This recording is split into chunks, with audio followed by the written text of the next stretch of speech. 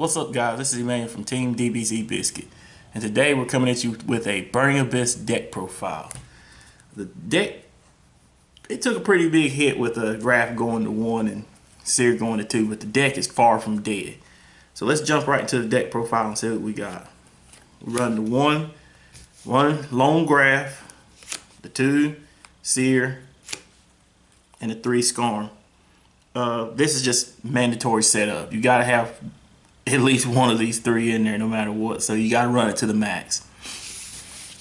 We also run now 3 Cagna. 3 Cagna is the best searcher you got, in my opinion, because it's gonna get your good and evil to the graveyard and allow you to be able to get whatever cards you need in your hand when you need it very accessibly. For the 2s, we run 2 Rubik, 2 Farfa, and Farfa, I believe he should still be ran at 2 just for the spot removal. He allows for that OTK. So 2 Farfa, I believe, is the perfect number for that.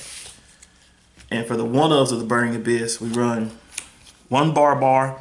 Barbar is that just quick cowboy for game. Cowboy for game. 1 Carvik. This guy, I like how he will push back. He also allows for that OTK. If they got a Mirror Force back there, it's no good. So I really like him. 1 Libic, 1 Alec, 1 the Dragon, and 1 of the Ritual Malakota. To me, the play testing with him has been really good. I usually either get the good and evil in the hand or use the other good and evil to search him out. And the fact that he can use the effect of pitching any of the Burning Abyss and pretty much making it like a quick honest on your opponent's monster that's attacking, I really like that effect. And also too, using it with good and evil makes a 4th pop. That's just a little cute play you could do, but I think he's overall a good card. And for the 1-of monsters support, the mandatory BLS, Mathematician, 1 Tour Guide from the Underworld, and 1 Crane.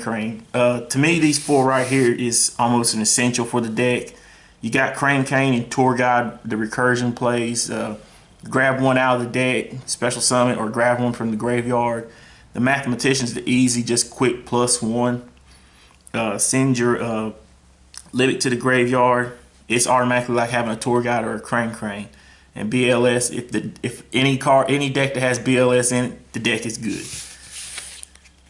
That's it for the monsters. For the spell cards, run 2 good and evil. To me, I believe this is the perfect balance for good and evil. You're actually able to get your ritual off, and you're actually able to search out any card in your deck when needed. So I believe 2 is the right number. 2, the fusion card for the Burning Abyss. We believe that 2 is the appropriate number. You either can have 1 in the graveyard for the boost, or you can use 1 for the ritual, get the ritual card out. So it works out. The meals work out with it, so it's all good. And for the 1-ofs, 1 Raigeki, 1 Soul Charge, and 1 Foolish Burial. And that is it for the spell cards. Now for the trap cards, we run 2 Fire Lake. Fire Lake too good. Fire Lake is live 90% of the time. Fire Lake at 2 is good. You can either mill 1, bring it back with Dante effect, or you can either search it out, set it on top of your deck with the Dragon, or you can either search it out with good and evil. The card is just, no matter what, you're going to always have Fire Lake in hand. And now for the Traveler. This card is really what made the deck get its life back. To be able to mill with Dante, and then any of them that you send can be just special summon right back. This is a better version of Soul Charge. The deck, this is what makes the deck now, I believe, still playable, even with the hit with Graph and the hit with Seer.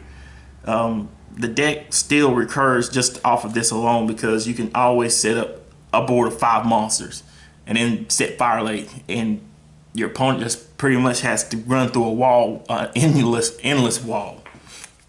For the 1-ofs, 1 Solemn, 1 Vanity's Emptiness, 1 Bottomless Trap Hole, 1 compulsory evac, and 1 torrential tribute.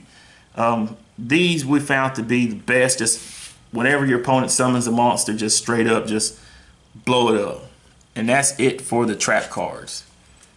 For the extra deck, we run 1 of the Pilgrim Dante. 1 is we thought was all we needed. The effect to be able to draw almost any time and him not really being targeted, that it made it really good. So we thought that that was the best way to run him, is at 1. We believe that 2 Virgil is good. There's always that bottomless out there somewhere, so to lose 1 is okay, but it's always good to have another backup. 3 Dante. Dante too good. He is Burning Abyss. He's that warrior saying, I'm coming to your face. I'm gonna hit you in the biscuit as hard as I can. And for the non-Burning Abyss, we're gonna run 1 Leviair, 1 Ghost Trick Alucard, 1 Acid Golem, 1 number 17, and 1 Nightmare Shark. We like to run the water outlet just for the Acid Golem, Nightmare Shark, Leviair combo. We like to usually put Nightmare Shark on board and hook him up to Acid Golem and swing hard.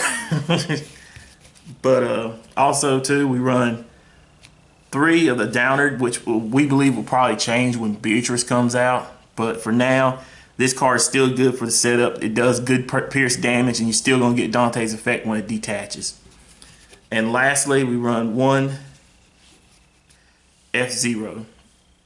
This card is very good to be able to get your Dante's underneath it. It's not going to really be destroyed by battle, and you still got an instant snatch steal during the battle phase.